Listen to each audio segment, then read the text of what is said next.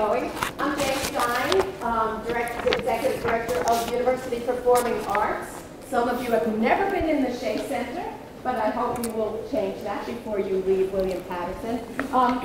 Just curious, were any of you on any of the foraging hikes we had this year? No? With the forager cluster? We're doing a series this year called Food for Thought, which is a year-long exploration of the culture, politics, and science of food. And so we were very, very pleased that one of our programs could be adopted by the Green Affair, and we want to thank the sponsors of the Green Affair for helping sponsor this as well. Today we're going to be talking about what comes after farm to table. Is it sidewalk to table? And to do so, we have Peter Hoffman, who was the chef and owner of one of the first farm-to-table restaurants in Manhattan called Savoy, which is now closed. And he's going to talk about that whole movement and the green market movement. And then we have two members, Matthew Friday and Ian Kerr. Kerr, I'm sorry. That's okay. Ian Kerr of SPURSE, which is an artist and environmental design collective. And one of the things they've been doing is pop-up restaurants of foraged foods in different places. And I know Ian was in Beirut at a conference doing that. Oh, cool. He's going to tell you why we actually don't have the foraged foods today, and we apologize for that. But make sure your cell phones are off, please. And we're going to hear from Peter Hoffman first, who's going to talk about first the farm-to-table movement and where we go from here. Peter? Yep. Thank Thanks. you. All right, let me turn all my units on. I was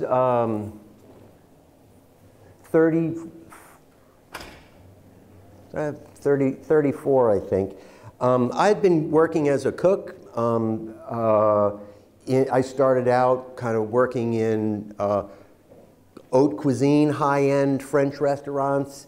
When I was a young cook, it never felt right to me. There was always something that wasn't real about the food. It was always sort of about cooking for the wealthy, and it wasn't creative. It wasn't food of the moment in any kind of way. It felt really old. And so slowly I got myself to France and studied with a woman who told me that the real cooking was the cooking of who was out in the regions, not in fancy restaurants, but the traditional foods of the place.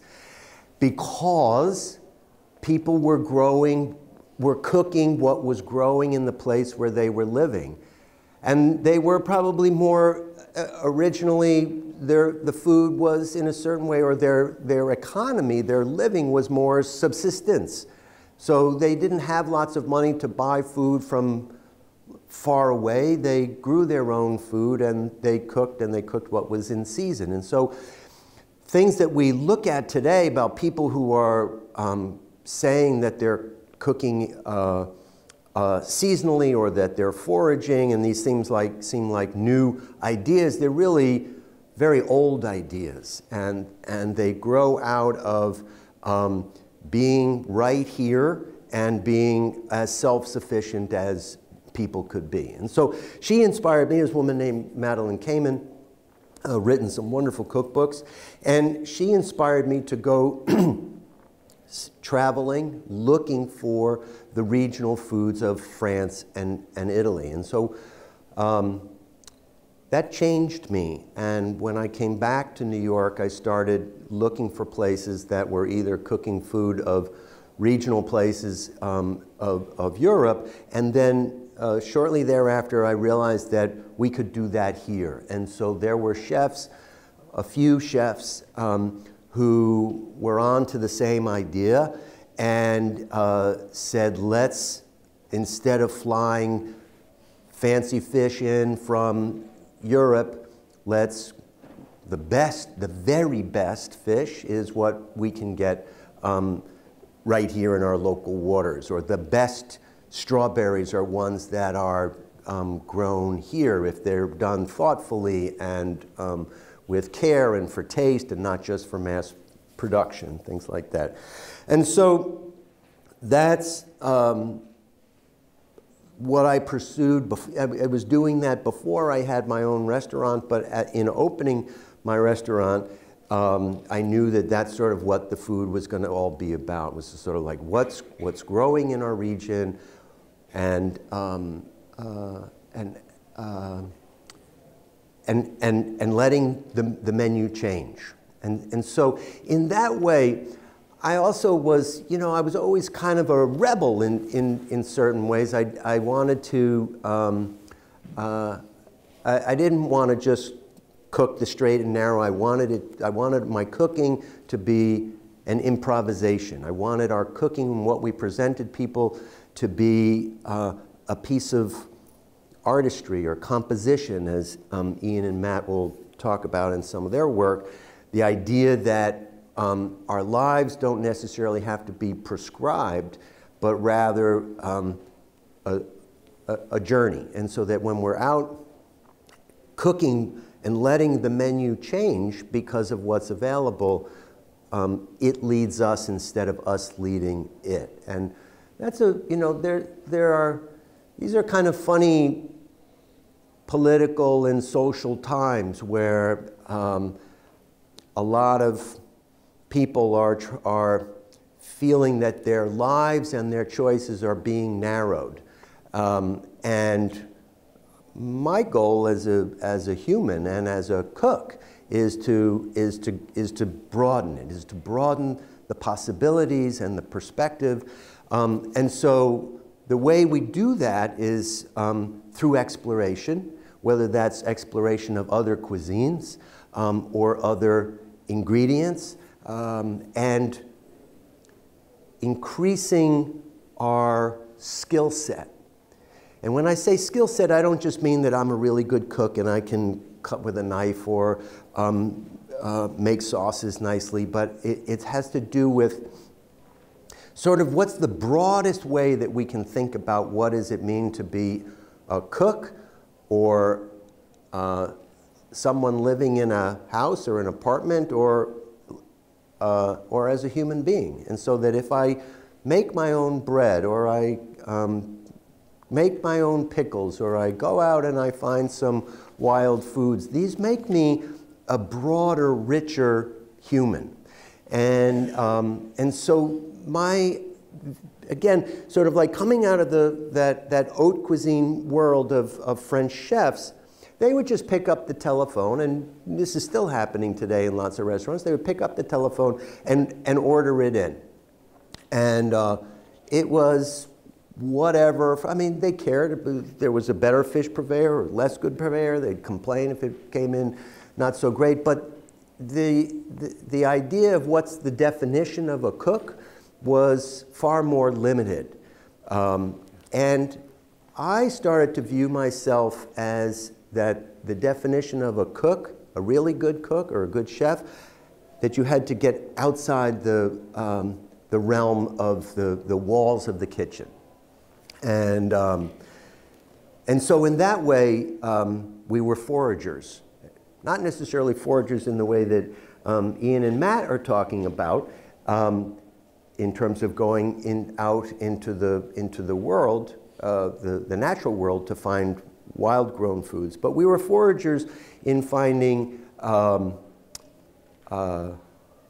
great spice shop in the city, or a really good place to buy pozole or olive oils and things like that. So that's sort of what spurred me as a cook and became the basis of what really was a cuisine that we developed at the restaurant that I ran, Savoy.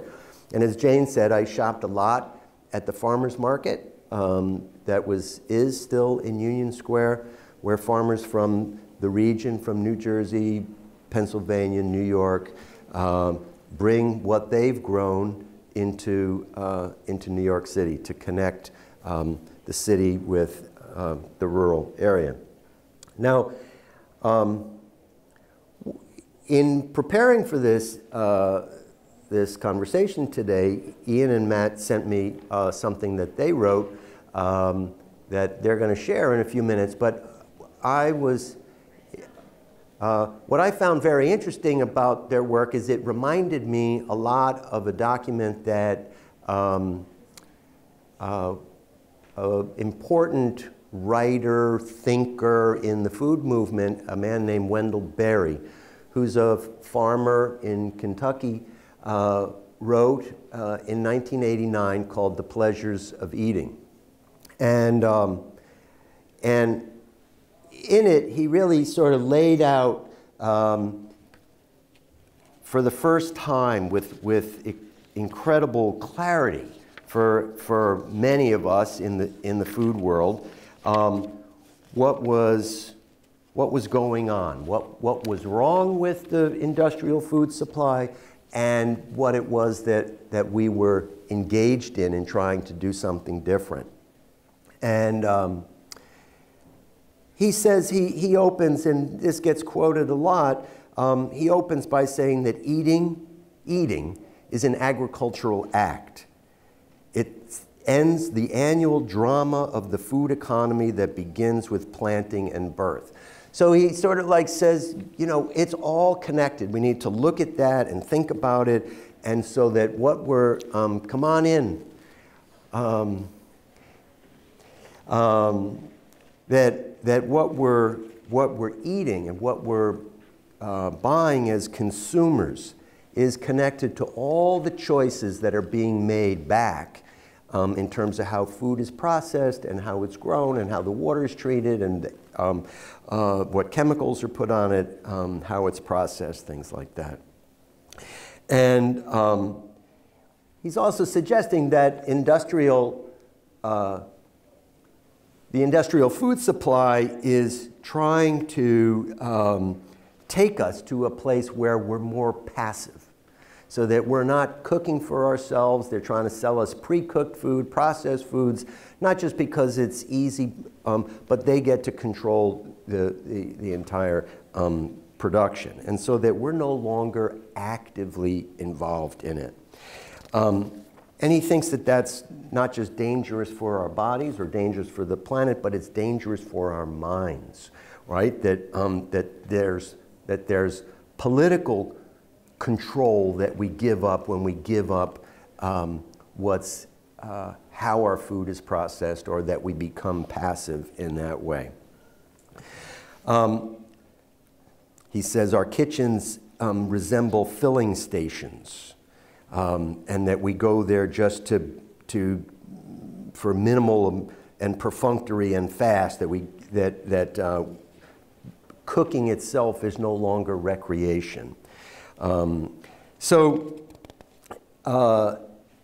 It divides us when we eat food that's processed like that. We're divided from the food supply, from the natural biological reality of where food comes from, and from the planet, from the miracle of creation. And he goes on, and it kind of keeps shining the light in terms of how food is grown, and then he starts to suggest a set of alternatives, like participate in food production to the extent that you can, even a window box growing herbs, cook your own food, wherever possible, buy from a local farmer or gardener or orchardist. So, and learn as much as you can by direct observation. So he's sort of saying that we need to, we're richer as human beings if we take back our lives and get more connected to how food is produced. And he ends the essay with a couple of sentences that I carry with me. I mean, this was written in 1989, and I think about it all the time as sort of my guiding principle as a cook and as a restaurateur. You know, I'm sure some of you are familiar with some of the big name chefs who've been on TV, and what part of what they're selling a lot of times is sort of a debauched lifestyle, that we're gonna drink and we're gonna eat and life is fabulous and we're gonna, you know, live it up. And it's gotten some of them into trouble, as you probably know. That's a kind that, you know, and I never participated in that way, and I always was sort of left out of that group because I didn't connect excess with a great lifestyle with good cooking. And so here's Wendell's sentence, which is, eating with the fullest pleasure. Pleasure, that is, that does not depend on ignorance. So what he means is, you're not saying, I don't want to know. I want to just have a good time here. I want to get drunk. I want to eat fat, and it doesn't matter what's happening outside my table. So that's the kind of ignorance that he's saying, that does not depend on ignorance, is perhaps the profoundest enactment of our connection with the world. In this pleasure, we experience and celebrate our dependence and our gratitude, for we are living from mystery, from creatures we did not make and powers we cannot comprehend. So he's kind of like taking us back to remember that it's a miracle that we're here on the planet. It's a miracle that there are plants and animals that are out there that we partake of, that we nourish ourselves with. So this was a really, remains a really fundamental piece of writing for me. I read it just before I opened my restaurant in 1990. And back in the day, there was no Craigslist and where you could put up ads as long as you wanted to hire a cook. And you had to, the only place to really get cooks in New York City was to place an ad in the New York Times. And it was expensive. And for 4 lines, it was $200, which is probably like $800 or $1,000 now. And, you know, in today's dollars. And so you had to cram as much as you could into 4 lines. And so everybody, there were all these abbreviations, but I wanted to try and describe what it was that our food was about without, because we weren't just going to cook cutesy French food down in the bohemian village of New York City, or it wasn't an Italian restaurant. And I decided that the way to catch people with, or you know, potential cooks, the kind of cooks that I wanted to bring into the kitchen was, oh, and of course, the idea, the term farm to table, you know, as a way of talking about how do you build a menu and a cuisine that didn't exist. That term didn't exist yet. So what I wrote in the ad was 2 downtown cooks, or 2 cooks, experienced cooks, opening a restaurant, food with guts and beauty.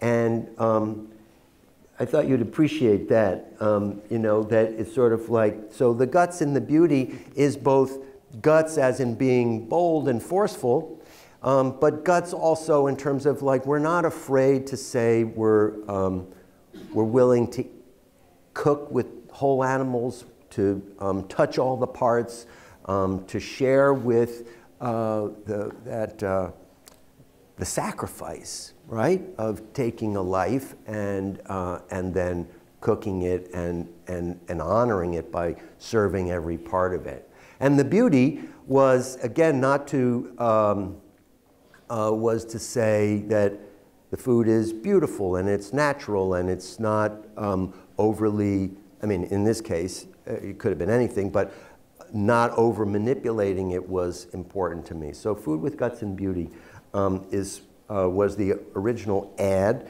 and is the title of a memoir that I'm working on. So I ran the restaurant for 26 years. We did a tremendous amount of groundbreaking work. We'll talk more about that, and what that was, but in time, I kind of got swallowed up in it was more about management, and it was more about regulations and just staying ahead, trying to keep my head above water, and less about cooking and making things that were beautiful and delicious. And so I closed the restaurant a year ago, and now trying to put that all down on paper. So that's a little bit of entry. As I said, that Wendell's essay is not just important to me, it's sort of like it's a foundational piece of writing for the entire modern food movement in the United States. Right? It's called The Pleasures of Eating. It's online. I recommend it to you. It's not super long. And I think that the work that Ian and Matt have been doing is, just as my cuisine was a jumping off point from that, I think that what you guys have been doing is a jumping off, or certainly referential to it as well. So I want to sort of like let you guys run for a while, and then we'll do some talking. Yeah, excellent. Thank you so much. Yeah. I'll hand this out. Okay. All right.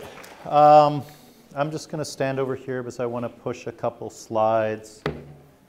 I mean, that was, you know, I think we're also deeply touched by Wendell Berry's work and really the spirit and, you know, what you've been doing with it, Peter. You know, so this idea of pleasure without ignorance, and the idea that there's some larger mystery in dependency. And the dependency part is really important to us. And so maybe a couple words about SPURSE. There's 10 of us, and we started like 20 years ago really thinking about this question: how should we be part of the world today?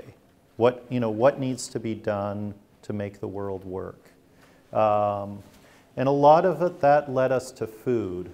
A lot of it led us to ecology, and we sort of shifted from being architects and designers, which is where we started, to becoming ecologists, and recently really being interested in food and restaurants. A lot of that has to do with that it touches everything in reality, but through pleasure.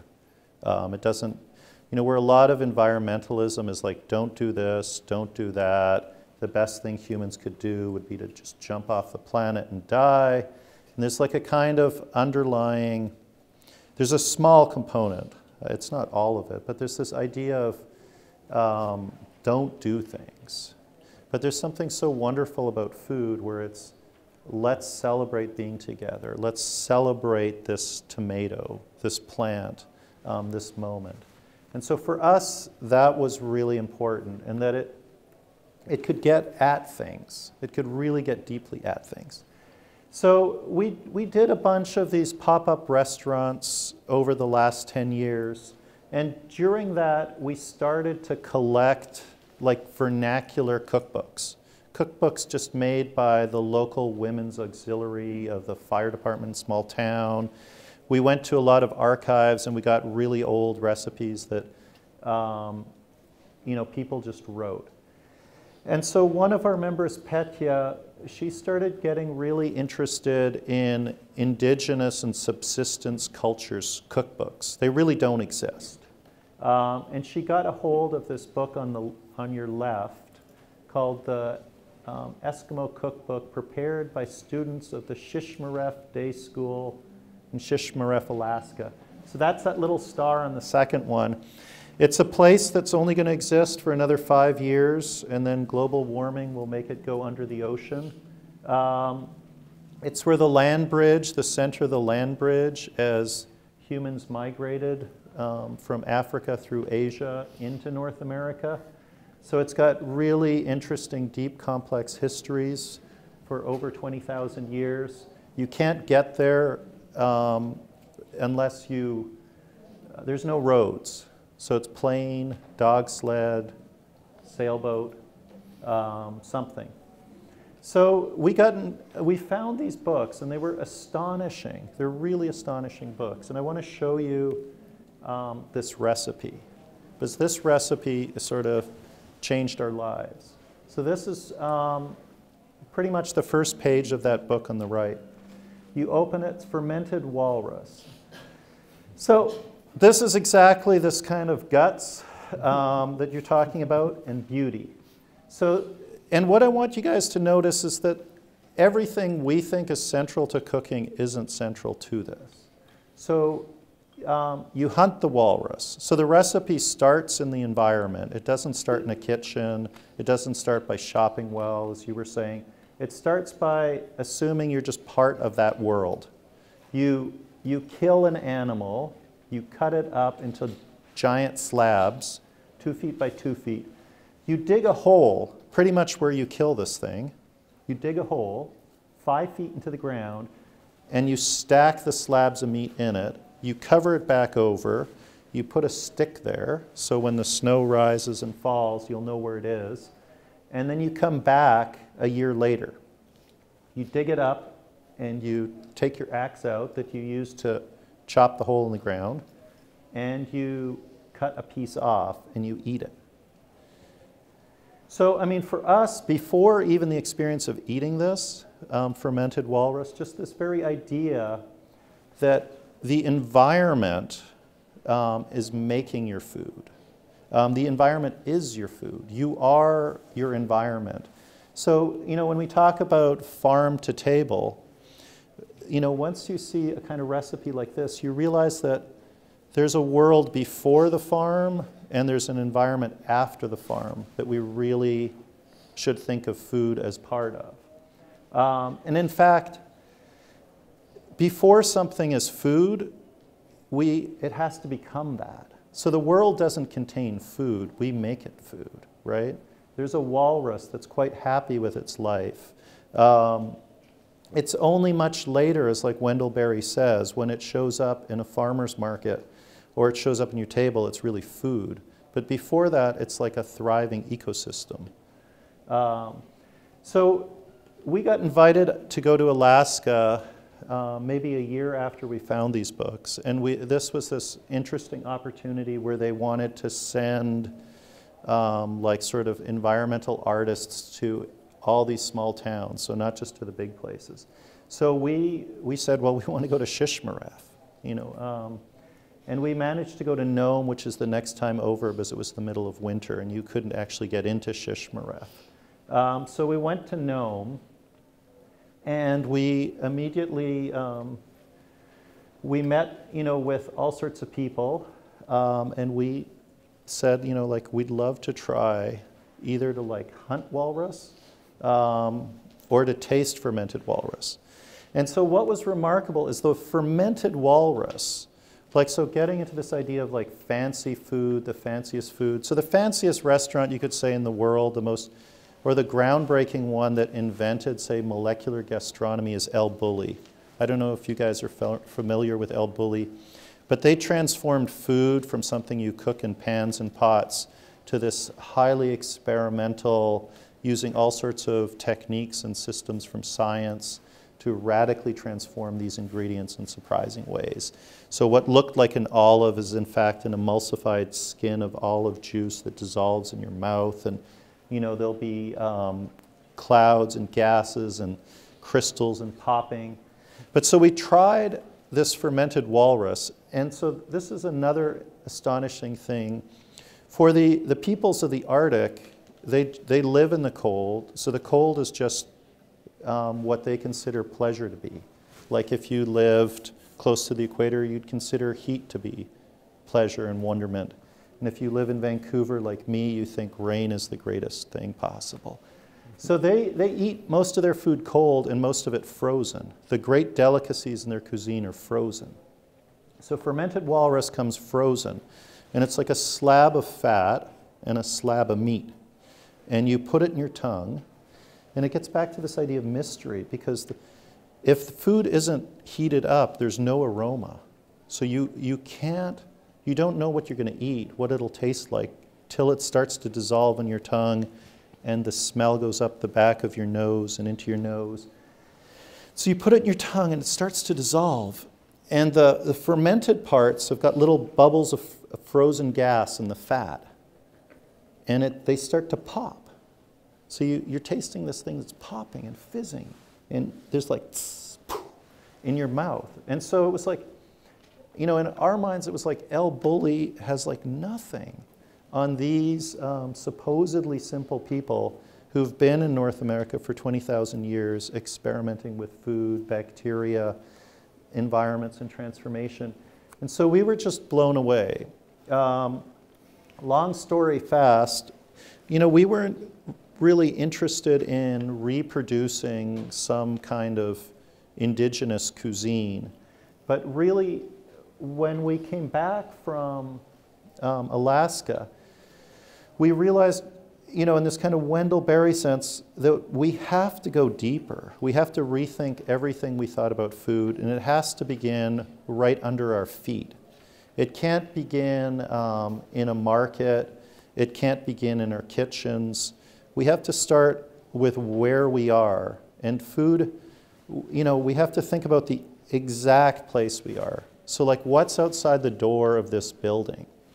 So we basically did this. This is Matthew and I starting to forage. And we foraged not as a fashion trend or to get great ingredients, but to join our world, to become dependent on it exactly where we were. And the first big realization we had as we got knowledgeable was that if you go outside the door here, the entire history of human migration and human entanglement with plants is visible. There's grasses that have traveled with us from the moment we left Africa as pre-humans. There's plants that have traveled with us from parts of Asia into Europe, and then from Europe to North America. You can see fads and trends from the 1700s and 1800s that brought plants from Japan to London and Paris, and from London and Paris to New York. You can see the migration of empires from Central America up into North America. You can see the whole indigenous set of foodways. It's all there once you start looking. And we were immediately blown away by this. Like, we imagined once you start foraging, it would be these trivial little plants, these small things, and it would just augment our life, our diet. But it was something much bigger and much more powerful. And so, I mean, I just want to kind of end with that. But this is sort of what set us on this path, and that to see foraging is not to think about, like, let's supplement our food. So we got our tomatoes and our potatoes and our steak, and now we'll have some cool little local ingredients. But really, the most important question we have today in we feel as an argument, is how do we actually connect with our world? But not like the perfect parts of it. Like, so where there's a nice organic farm nearby where we can get perfect food, or the most expensive deli, or where we kind of control all the elements.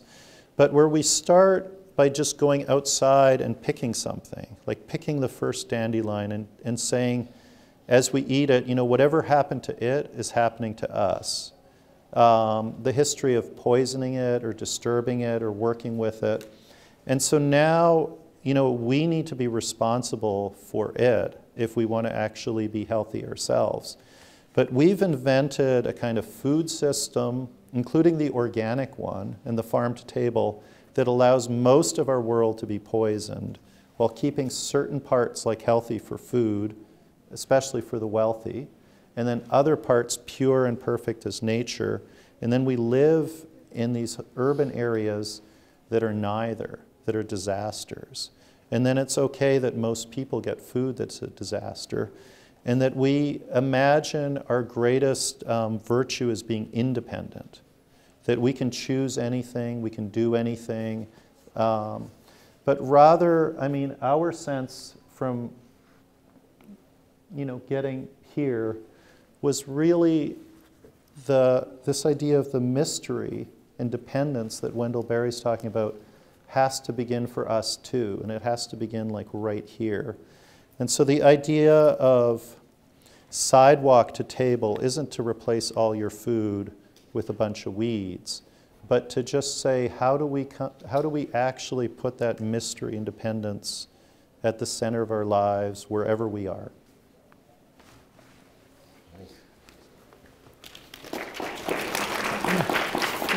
Hand them out. There should be enough. We just pass them back.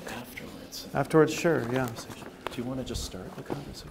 Yeah, well, maybe to start it off, I can just say, well, I think that's such a great, beautiful, and eloquent way to introduce some of these concepts, to hear the two stories from Peter and from Ian, and to see the way that they relate together.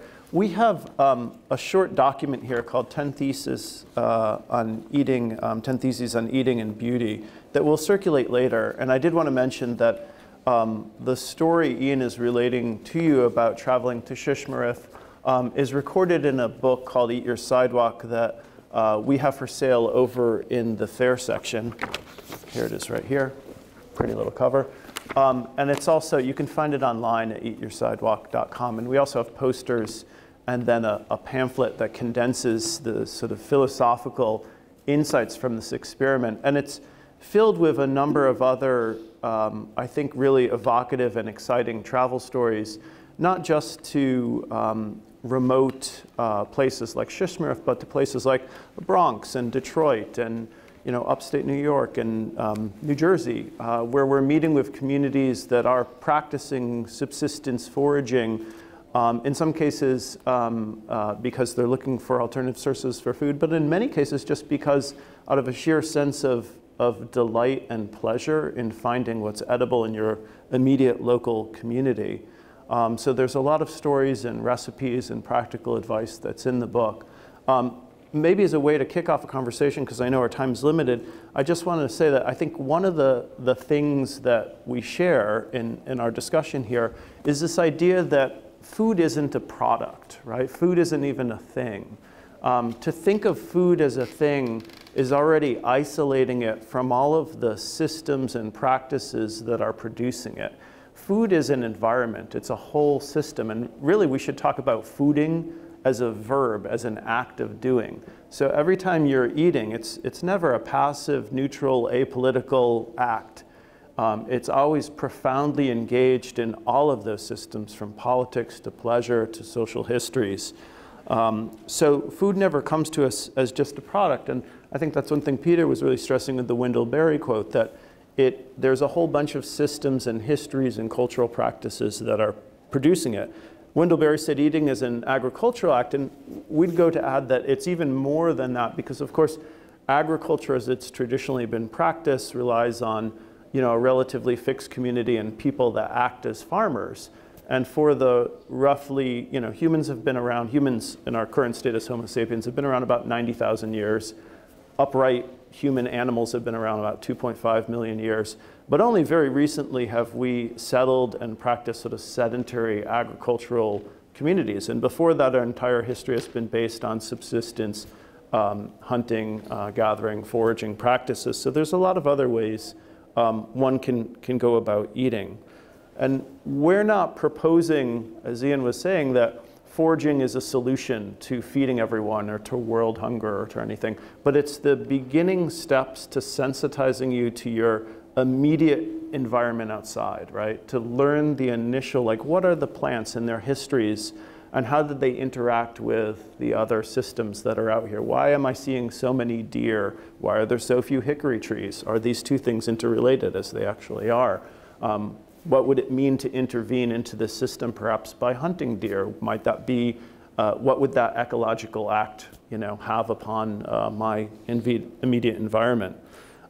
So if we take this initial stance of fooding as a verb, as an action, that can then sensitize ourselves to these complicated, entangled environment and social systems, I think it leads to really wonderful, joyful experiments with the world that open up all sorts of really new possibilities. So maybe I can stop there and we can have a discussion and answer questions with the limited time that we've got. Yeah. Well, one thing that is in your 10 points that I thought would be a great place to just jump in, because it's bold, and so bold, and that is killing is not murder. And so, I don't know, why don't you talk about that a little bit? Not to hog the conversation, but this is very fresh in my mind because I've recently taken up bow hunting, okay? And when I was a young kid, I have a lot of friends and relatives that are hunters, as I imagine many of you do. And and many of them were trophy hunters, in that they were out to get a big buck with a lot of points, right, that they could hang on their wall. And maybe they might, as an afterthought, bring the carcass to a butcher, and carve it up and get some nice venison. And so my relationship to that was always a bit ambivalent, to say the least. This act of killing for the sake of a trophy. And led me to becoming a vegetarian for a long, long time, which terrified my parents. And only just very recently, I started to take up traditional bow hunting again. And I did so because I had a series of conversations with environmentalists. I live in the Hudson Valley, and it's a very similar environment to here. And one of the issues we face is that deer are massively overpopulated because we've killed all the apex predators, right? All the wolves, all the big cats that would hunt them. And so they're tremendously overpopulated, and you probably see them littering the roads or coming into your campus, right? So we're not dealing with a neutral, stable ecosystem. We never really are. It's always in flux and subject to all sorts of dynamic cataclysms. And I started to think, well, being a vegetarian for decades, I actually do like meat, but I have a problem with the way that it comes to us through the industrial agricultural food system, which is devastating, right? I think that it's important to consider that if you're going to be eating meat, well, you have to think about what its direct effect is on your local environment, right? And so this starting to think, well, if I'm going to eat meat, I really, I'm obligated to face that animal myself, right? In a way, I think there's a bit of maybe cowardice or hypocrisy in buying meat and not being able to face the act of killing, right? And in a sense, every act of eating is an act of killing. There's something that is dying when you're eating it, right? So you can't avoid it in some way. This led me to a series of conversations with my local community, and it turns out you can bow hunt in your front yard, where my deer are all the time, and they're like destroying all my tomatoes constantly. So you're allowed to bow hunt in your front yard. You have to get a permit, you have to be trained, and it's a way of starting to control, this population. So I think that's a personal story maybe, and then Ian could talk a little bit more. I mean, I think there's something deeper there, like, that led us to say killing isn't murder, because, you could kill to manage something. But I think what we realized, through hanging out with subsistence hunters, the first thing is that, once you start killing something, you become dependent on it, or you should. So you're saying to the walrus, like, we will now be together forever. Like, so your well-being matters to me because I am part of you. Like, without you, I don't exist. So, so the Inuit approach isn't like we're managing something, but rather it's like we coexist. And I think that's a really first thing. And then what Matthew was saying is that there's no such thing, there's no form of life that doesn't involve killing things. Like, to be a vegetarian is to kill animals. It's that simple. It's like that farm was a forest. That farm got cleared out your organic lettuce is taking over a piece of rainforest in Brazil. I mean, the idea that you can opt out is the part that horrifies us. That you can do what Wendell Berry is saying is so bad, is you can play ignorant, right? And you can't have pleasure without, with ignorance. And so I think it's really important to just say that all life involves killing, and it's not all murder, which is to say morally wrong. In fact, there's moral ways to live and moral ways to die, and it's really important that that becomes the center. The other thing I think that's also controversial for us is that why do we have such a narrow view of sentience? So we only equate morally wrong killing with animals that can feel pain. But it turns out that, and this might sound like some kind of hippie nonsense, but plants feel pain. Fungi feel pain.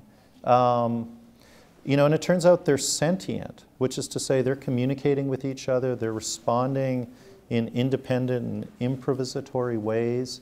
So the idea that animals, because in a way they look like us, so we can see how they feel pain, get some special pass, but we don't have to think ethically about our entire environment, is something, I guess, that we couldn't stomach. So I don't know how you approach the same question. Well, I'm on the same page with you around that, and I think it's, once you break down the barrier between, we're always trying to, a lot of times what we're doing is we're building walls, right? Whether that's walls between the US and Mexico, or walls between me and animals, right? I'm not the same as the other carnivores that are out there in the world, and then animals as distinguished from plant life. And so what you did wonderfully is to say, if we now know through science that trees are communicating with each other, then is that about it? That represents intelligence. So what does it mean to kill that tree? How is that different from me killing a fish? And if we start to allow that those distinctions are blurred, then with knowledge, I will continue to eat everything. And I personally love being an omnivore. I'll eat anything, right? And not draw that line and say, that is part of my celebration of participating fully in what is on the planet. Yeah. So I would love to put some frozen walrus, fermented walrus in my mouth. I mean, it's like, I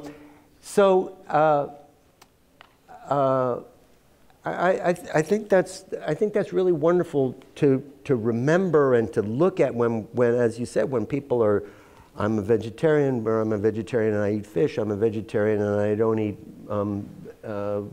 dairy products, and where are all those distinctions, as opposed to going like, yeah, those are very hard lines to draw. Yeah, I mean, for us, and this was really writing a cookbook, it really came out, it's not about the what, like it's like you're saying like I won't eat this or that, but it's really about the how.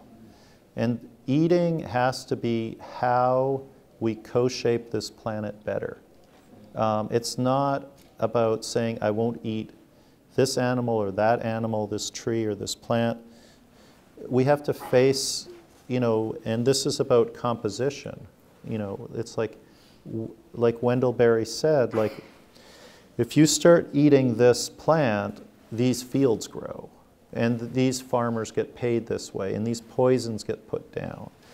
So you're composing a world when you eat your French fry. And if you eat a different way, other fields grow, or other animals thrive.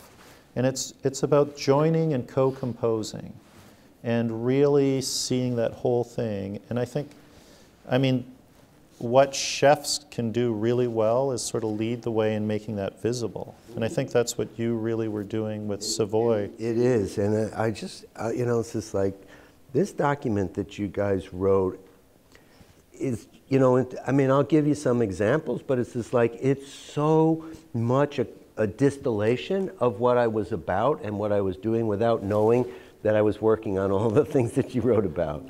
So it's wonderful, sort of like in retrospect, to go, yeah, I did point number 2 and I did point number 4. And so one aspect of that that I really loved was that you said that, where is it? What do you say? Eating is world making? Where's the, is that it? Eating is world? Oh, there it is. Eating is world making, number 3. And so one of the things that and where you were just sort of talking about which potato and what farms are growing, it's just like, I always felt that I was kind of like a Robin Hood in my restaurant, because I was getting paid by all these rich urban people. And what I did with the money was I paid all these young, a lot of them young farmers, to experiment and figure out how to grow food better. So if you had gone to people in the city and said, hey, you know, there's a startup business where they're going to raise pigs out on in the oak forests of upstate New York, would you invest? And you go, are you kidding? You know, how's that ever going to pay off? Yeah. But instead, I was the intermediary and said, I believe in this. I know what this is about. Now I'm going to buy the pig, I'm going to sell it to you, you're going to pay me for dinner, and you go, oh my God, I have never eaten a piece of pork that tasted like that. And then I pay for the pig, and the guy gets to, you know, build more fences or whatever it is that he needs to do to improve his business. And so I felt that, that our restaurant then was a wonderful, powerful conduit for bringing some of that transition, some of that change to bear. You know, one of the things that we're really interested in questioning is this idea in our culture where we tend to think like the one discipline that's really about beauty is art, right? And art has its own little space that's sequestered off from the world, the gallery, the museum, maybe on, you know, the wall of your house or your apartment. And we'd like to expand thinking about beauty, which is really the co-composition of the world, how you exist with other creatures, how you generate new systems as an act of world making and finding pleasure in it, really, which is really what beauty is about. And to us, I think some of the most interesting art right now is taking place in, you know, small farms, in restaurants, and that they're really actively engaging these questions of the world, whereas art tends to think about these things as a metaphor that's distant from the actual, you know, people that are engaged in it. So it treats people as essentially audience members, like you guys are, where you get to listen to us blab on and on and on. But one of the far more interesting ways of perhaps engaging things is to say, how do we actively work with people, you know, to engage them in their everyday activities and help them find beauty? And I think it really is. It's restaurants that are doing it. It's people with these small, interesting little startups and, you know, farms and other different projects. So we hope we encourage all of you to go out and initiate similar projects and find unique forms of experimental and explosive beauty like that. Yeah. Another thing that you guys talked about that I think is so, I just sort of want to underline again, is this idea about dependence and independence. And independence, so much in our culture of today, and we hear it again, you know, we want to have energy independence, you know, which of course is a complete fallacy. But rather to, and even personal independence, right? I don't need anybody, as opposed to showing our vulnerability. And that in fact, showing our vulnerability, being in touch with our vulnerability, takes us forward. And so when you say, I need walrus, I need you, how does that change our view? And when I, as a business owner, and I'll do a couple pieces of it, when I, as a business owner, have relationships with my purveyors, with my farmers, and say, I need you. And so I need to pay you an amount of money that makes it possible for you to thrive, right? I need you to keep doing what you're doing. I need you to keep raising the pigs and raise them well and not feel hammered and squeezed all the time. And the same thing for the people who work for me, right? It's like, I need you. I can't, I mean, yeah, I'm the owner, right? But I had 40 employees that it took to make the restaurant run on a daily basis, 7 days a week, blah, blah, blah, blah, blah. And so when we get into a mindset where we're trying to always squeeze the other person and again create that separation, we hurt ourselves and we hurt the world. And so that the people who are hurting for, it's not just people in urban areas who don't have good food to eat, it's people actually on the land who are agricultural workers who don't have the money to buy good food to eat. Yeah, I mean, I really, you know, I guess the entire Western mindset puts liberty at the heart of it, which is independence. And it's entirely the wrong, I mean, factually the wrong framework, and philosophically, I think we need to imagine intradependence, like we're literally in each other in an ecological way. You know, our bodies are 90% bacteria. We're not even ourselves. You know, there's no self here that's just one organism. If your bacteria aren't happy, if the fungi that cover your skin aren't happy, if the insects that are swimming in your eyes aren't happy, there is no you. You know, and they're not like extra, but the bacteria shape your emotions, change your cognition. We're breathing each other's bacteria in right now. You know, the entirety of reality is interdependent, you know, and so I think the question has to move to that on all levels, from food to politics and back. Do you want to open it? Well, yeah, I think how are we doing on time, Jane? Yeah, let's take some questions, yeah. Or comments. Thoughts?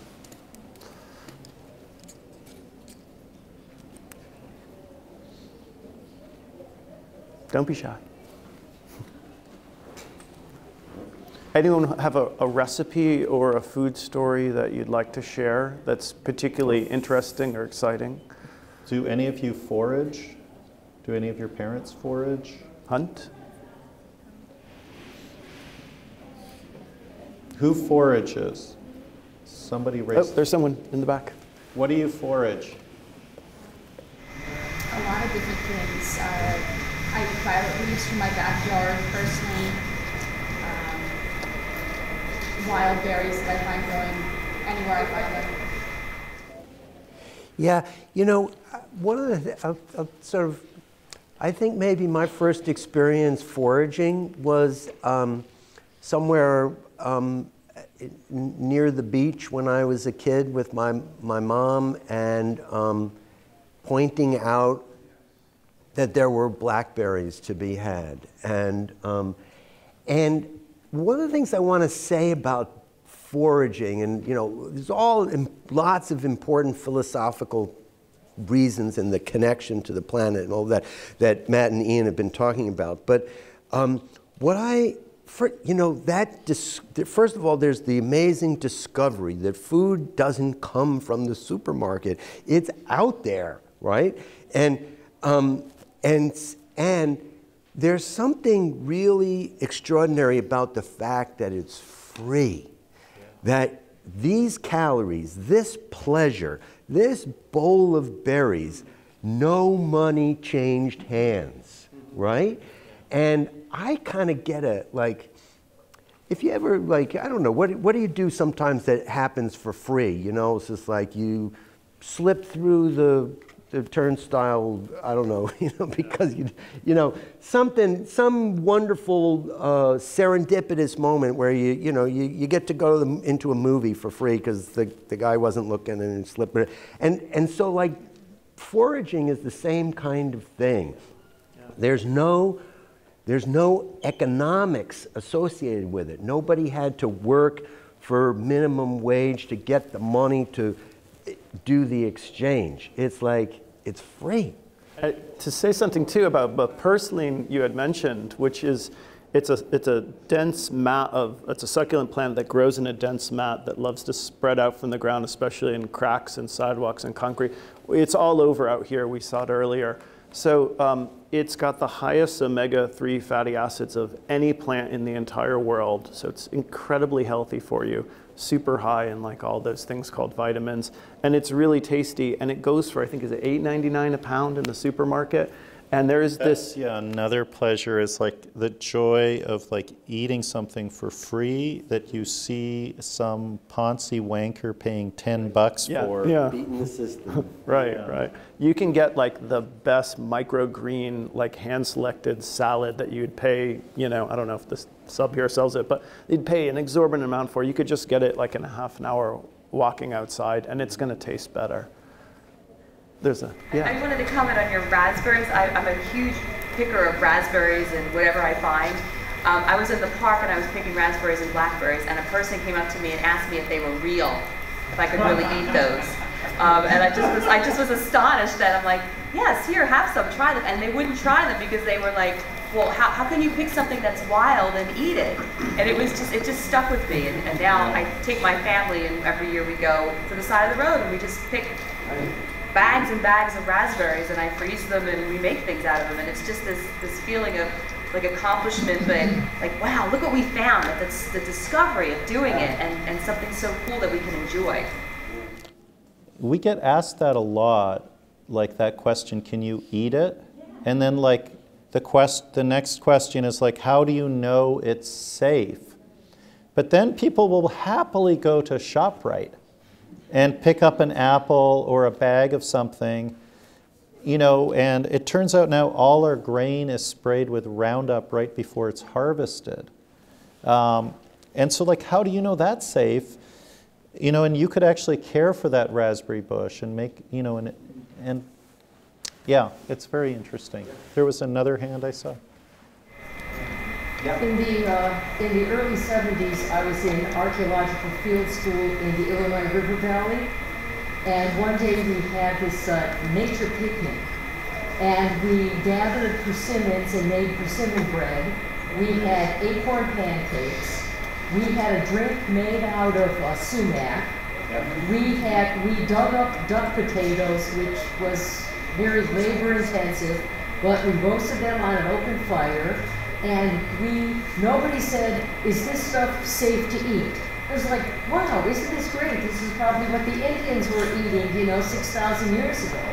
And it was just a fabulous experience. And like I said, nobody said, is this safe to eat? Is it all right to, you know? No, we just ate it, and guess what? We all survived.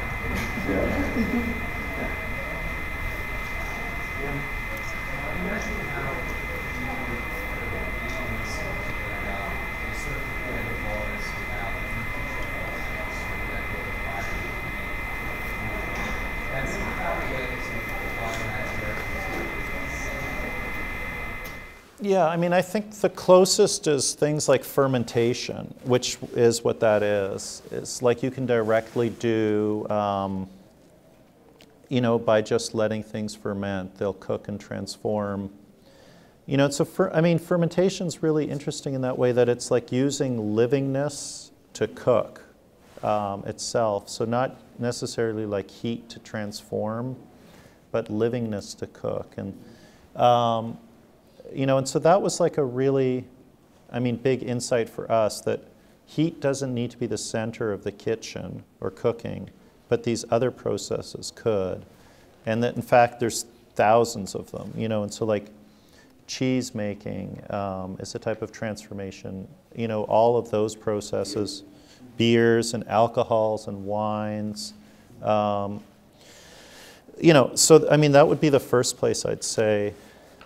And just within the city, someone before you had mentioned sumac, but just within the city you can find sumac trees. They're extremely abundant and hardy trees that have they're called drupes. They're these red fuzzy berries because staghorn sumac is the most common one around here. And I think the minute you mention sumac, people immediately jump to thinking about poison sumac, which is not indigenous to this area. I've only met one person who's ever encountered poison sumac, and instead of mistaking it for poison oak or poison ivy, and that was way out on Long Island in a swamp. But poison sumac only grows in swamps, so it's much more prevalent down in the south, not up here. So all those trees you see on the side of the road with these weird red clumps, they look like something prehistoric. Those are all sumac, and by taking those berries and soaking them and maybe adding some sort of, you know, fructose or sucrose, some sort of sugar, like usually honey is what we do, and you let it sit, and you end up with this amazing and extremely potent sumac wine. So, you know, getting back to what Ian was saying, and also Peter, fermentation is a great way to just cook within an urban environment. And you're also, yeah, you're relying on all these other microorganisms to help do that cooking for you. Other stories like, so we collect a lot of roadkill deer in this area where I live. And so then we'll dry age it just, you know, for about a month and a half. And then the first time we had it, we cooked it, you know, like you'd normally cook venison. But then we just tried it as tartare, you know, just raw with some foraged greens. And it was just like, oh my God, that's just incredible. And so we've never cooked it since then. You know, we pretty much eat all of our deer raw. It's just so much more tasty. But I don't know how you guys served it or. Well, you know what's interesting, I mean, venison's an interesting case. For starters, I mean, I think it's really wonderful to, you know, I ended up with this list of, I mentioned to you that I made a list last night of sort of like action steps based on your work. And one of them is to eat something wild that's, even if you don't forage it for yourself, eat something that's wild, that's not, cannot be domesticated and produced, that's uncultivatable. So whether it's a morel mushroom or wild striped bass or a herring, you know, these are things that have wildness embedded in them, that there's no selection process going on in which the hand of man, for whatever reason, whether it's profit or taste or high fat or, you know, whatever it is, it's not about that. And so venison's funny, right? Because you can only, well, as a restaurateur, my access to venison was actually illegal, right? Yeah. So that my access was farmed venison. Right. Jane wants us to. I think we have students who do have other classes. I know. Wait, other classes? They're not, cat class isn't canceled because we're here?